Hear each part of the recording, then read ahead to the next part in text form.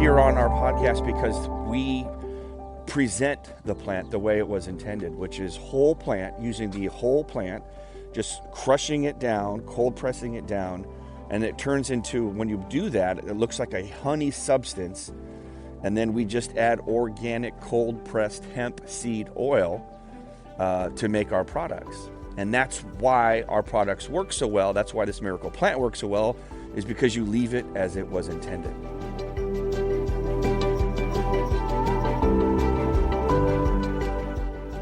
Welcome to the Miracle Plant Podcast, the show that inspires, promotes, and gives you a daily dose of inspiration from the people who have used cannabis to change their lives in extraordinary ways.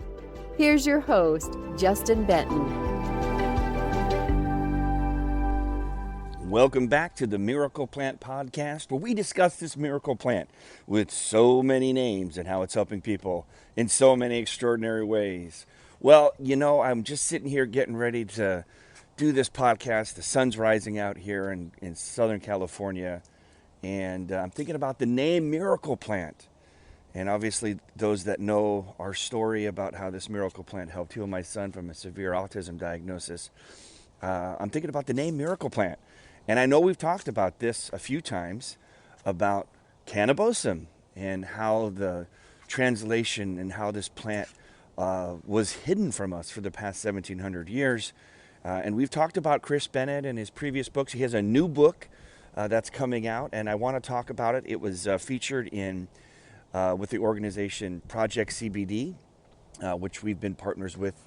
And it's more just information, more research, more, for us to process and understand about this miracle plant with so many names. And I wanted to talk about the article, and I wanted to talk about the new book, and I want to just share this with you because I know for a lot of you, this is probably the first time you've ever come across this. Obviously, we've talked about it in the past on the podcast, but there's more information about this miracle plant and cannabism dating back tens of thousands of years. As we see people who are, sick now with different diseases that I can't even pronounce, and new diagnosis is coming up, and frankly, Western medicine is failing at dealing with them because they're trying to put a Band-Aid on a much deeper issue. You have to go upstream to figure out what caused these autoimmune diseases, and obviously we know what they are. The reasons are based on what we eat, what we consume. The water, the food, especially here in the United States, is toxic.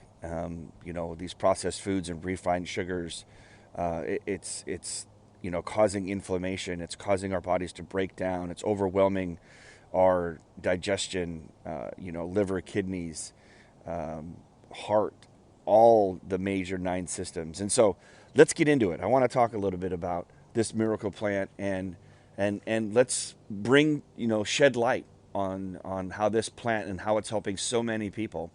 And let's get into it. So biblical scholars have written about the role of cannabis as a sacrament, and for tens, like I said, thousands of years. Scriptural references indicate that cannabis was a key ingredient in the holy anointing oil employed in religious rites, which we've discussed quite a bit. The name of Chris Bennett's latest book is Cannabis-Lost-Sacrament of the Ancient World. And quote from the book is, humankind's connection to cannabis reaches back tens of thousands of years. The role of cannabis in the ancient world was manifold, with its nutritious seeds, an important food, with its long, pliable, strong stalks, an important fiber, as well as early medicine from its leaves and flowers. No other plant has been with humans as long as hemp, says ethnobotanist Christian Ratch. Entire generations have revered it as sacred. The power of hemp has been praised in hymns and prayers. Again, we continue on with in The Dragons of Eden, this book, Speculations of Evolution of Human Intelligence. The late Carl Sagan conjectured that early man may have begun the agricultural age by first planting hemp. Sagan, who was known to have a fondness for cannabis himself, cited the pygmies from Southwest Africa to demonstrate his hypothesis. The pygmies had been basically hunters and gatherers until they began planting hemp, which they used for religious purposes. The pygmies themselves professed that at the beginning of time, the gods gave them cannabis so they could both be healthy and happy. Professor Richard E. Schultz of Harvard University, considered the father of modern ethnobotany, believed it was likely in the search for food that humanity first discovered cannabis and its protein-rich seeds. Today, hemp seed products are touted as a modern superfood due to their richness in essential fatty acids. A hemp rope dating back to 26,900 BC was found in Czechoslovakia. It's the oldest evidence of hemp fiber. Much older tools for breaking hemp stalk into fibers indicate humanity has been using cannabis for cloth since 25,000 BC at least, according to prehistoric textiles expert Elizabeth Wayland Barber. Cannabis was also among our first medicines. A recent study by Washington State University scientist Ed Hagen suggests that our prehistoric ancestors may have ingested cannabis as a means of killing parasites. We do know that references to cannabis medicine appear in the world's oldest pharmacopoeias, such as China's Shennong Ben Cao Jing. And it goes on. And these cultures have influenced the Hebrews' use of the plant as a key ingredient in the holy anointing oil, applied as a topical to heal the sick and reward the righteous. Compelling evidence of the ritual use of cannabis in ancient Israel was reported in a 2020 archaeological study. Cannabis and frankincense at the Judahite shrine of Arad by the Journal of Institute of Archaeology at Tel Aviv University, the authors noted that 2 altars with burnt plant residues had been found in a shrine at an ancient Hebrew outpost in Tel Arad. One of the altars tested for frankincense, a well-known biblical term, and the other altar tested positive for cannabis resin. Why doesn't the Bible mention the use of cannabis as a substance used in rituals, just as it does numerous times in frankincense? Well, the answer, like we've talked about before, is the disappearance of cannabosum. Actually, several scholars have drawn attention to indications of cannabis use in Bible. Polish anthropologist and etymologist Sula Bonet contends that the Hebrew term cannabosum refers to cannabis. Bonet identified 5 specific references in Hebrew Bible, aka the Old Testament: Exodus 30:23, Song of Songs 4:14, Isaiah 43:24, Jeremiah 6:20, and Ezekiel 27:19, that mentioned canna and cannabosum. However, when one reads these passages individually and compares them, a stark contrast emerges.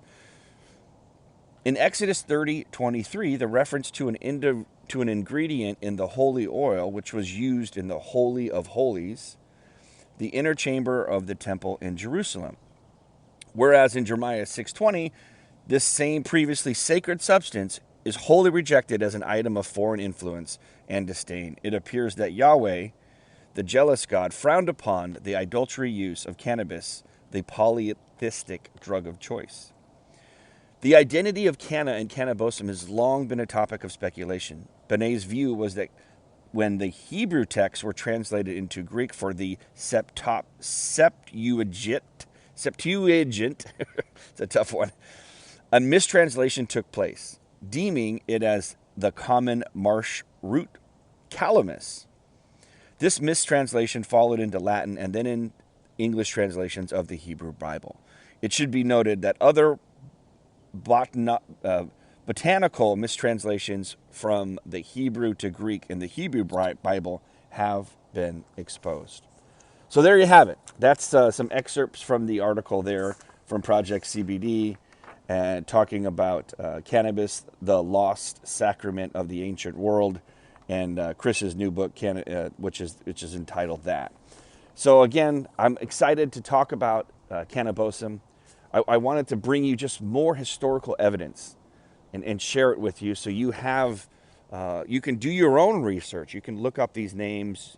We'll have the transcript of the podcast along with summaries to continue to maybe talk to people that aren't as well versed about cannabis or cannabosum, and how important of a role it's been in our human existence because of its many uses, but specifically as a medicine.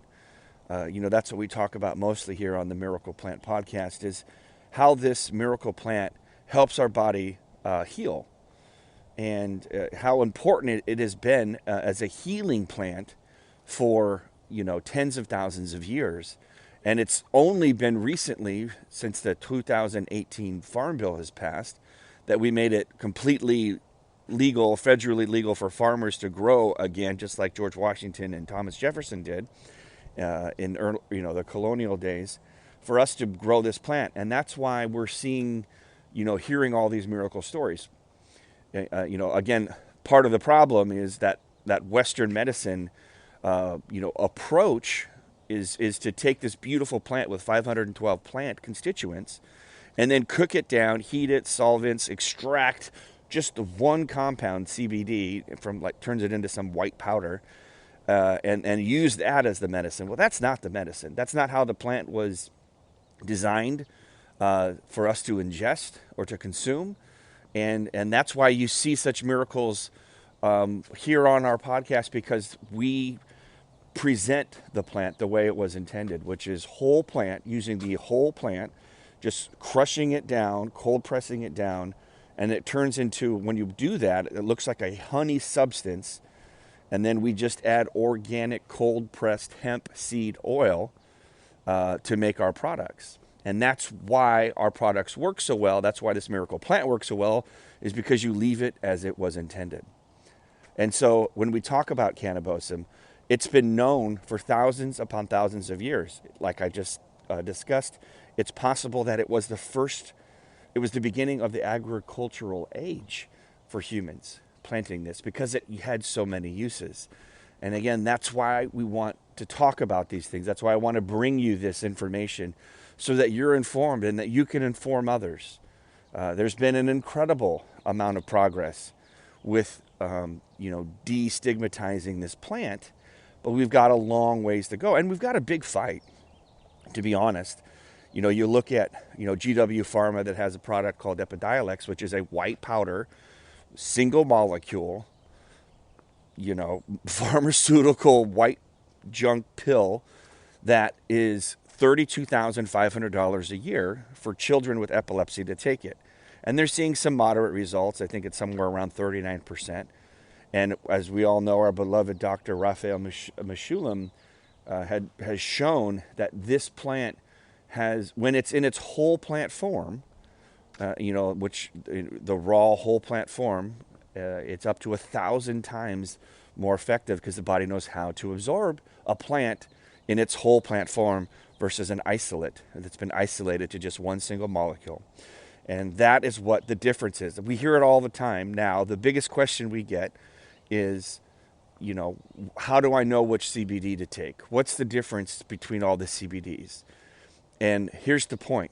If you want the full potential of the plant, you should be either growing it in your backyard and throwing it into your blender or your juicer, or getting a product that represents the same thing, which is cold pressed whole plant raw CBDA. You can call it full spectrum, but it's got to have the raw CBDA, the raw whole plant.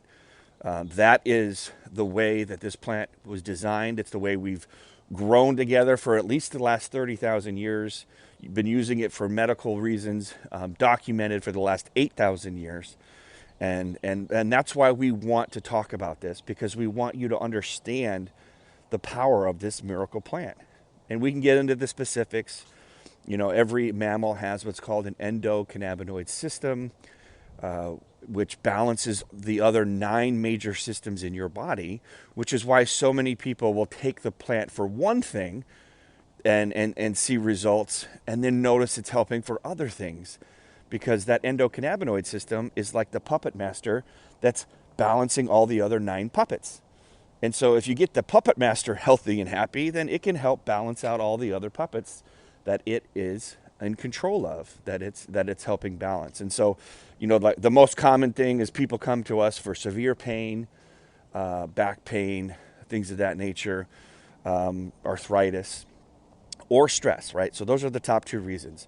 But then they come back and they're like, oh my gosh, I can't believe this worked. Because like sometimes like we just need some hope, just some hope that there's something out there. And a lot of people who find us have kind of lost hope, just because Western medicine has failed them, playing the guinea pig game of take a pill here and see what the side effects are, and then take another pill to offset those side effects. It's like that whack-a-mole game in the arcades back in the day.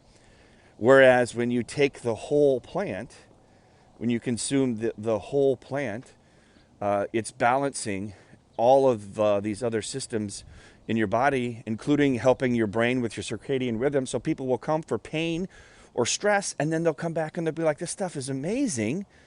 And I'm sleeping better, right? That was always my fun thing I used to say in the store when I was there a lot more, which is, are there any side effects? Because we're used to, like, that's a question we get. Are there any side effects? How crazy is it that we have to, like, we're so conditioned by Western medicine that our question is, are there any side effects? And that's like asking, are there any side effects with eating apples? You know what I mean? It's like, this is a plant. Are there any side effects with eating kale? Yes, you'll be healthier. You know what I mean? Your digestion will work better. Your body will work better. Your body will help find homeostasis. But that's the sad state. We've been conditioned to believe when we take something, medicine in our country, in our Western medicine world, we are conditioned to ask, what are the side effects? Well, you shouldn't be taking medicine that has side effects. You should be taking medicine, which food is our medicine, whether it's plant-based food, plant-based medicine, or if it's just eating healthy whole plant foods and juicing, or just salad, organic salad, that's your medicine. It's just it's a sad state of affairs. But again, I bring this up because I just know how powerful. When I read this information, when I come across this research, I want to share it with you, so you have more concrete evidence. Because you may go up against a parent, a spouse, a child, a doctor, a school teacher. It could be anybody that thinks that they're right about their view of cannabis because of movies like Reefer Madness or Nancy Reagan, Just Say No, or whatever it is. However you were conditioned to believe that this plant is a gateway drug, it's bad, it's evil, it leads to other bad things, whereas it was been used for, like I said, 8,000 years documented medically. And in fact, in 1936, the American Medical Association went to Congress, in 1937, I should say, and they said, how dare you take this tool away from us? We were they had, 2 or 3 million prescriptions were written in 1936 for cannabis oil.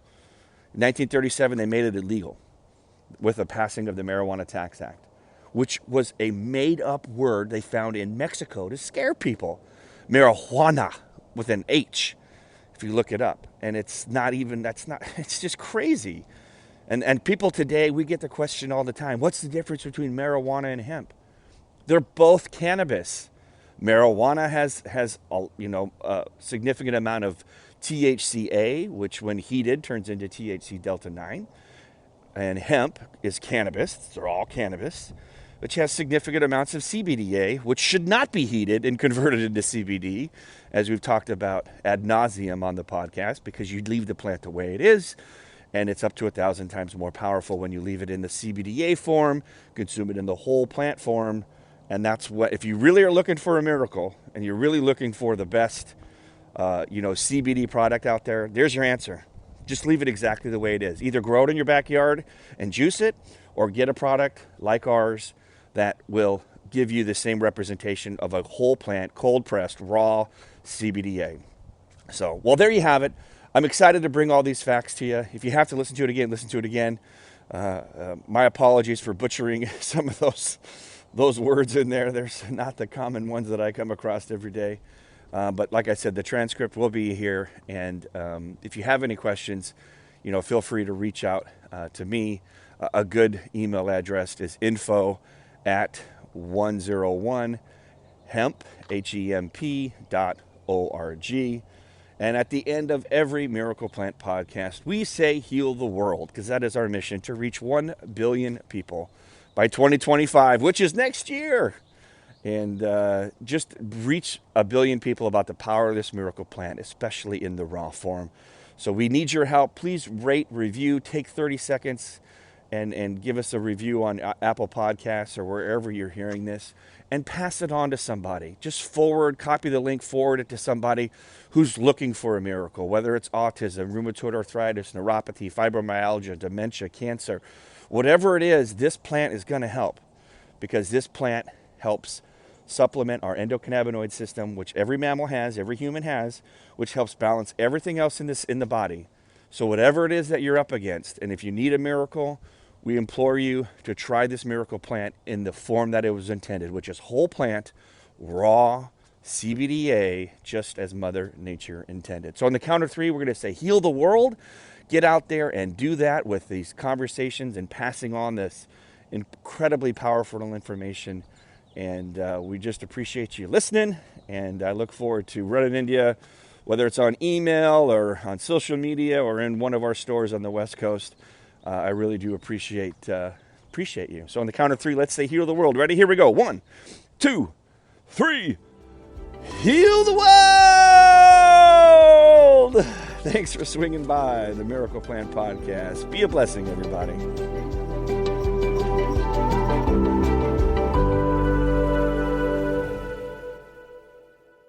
Thanks for listening to today's show. To check out more great cannabis podcasts, go to podconnects.com. Here's a preview of one of our other shows. Hi, my name's Kate, and I'm your host of the Pop Moms Podcast. I started the Pop Moms Podcast, because I wanted to end the stigma against using cannabis, specifically with moms, but also anyone who chooses to consume. I strive for a balance of humor and education, along with some pretty rad guests, to help combat social biases that come with consuming cannabis. Kids are hard. Join me for regular podcast episodes packed with parenting hacks, real-life stories, and of course, my favorite cannabis products. The days are long, but the years are short. So roll another J and take a deep breath. Keep blazing and stay amazing.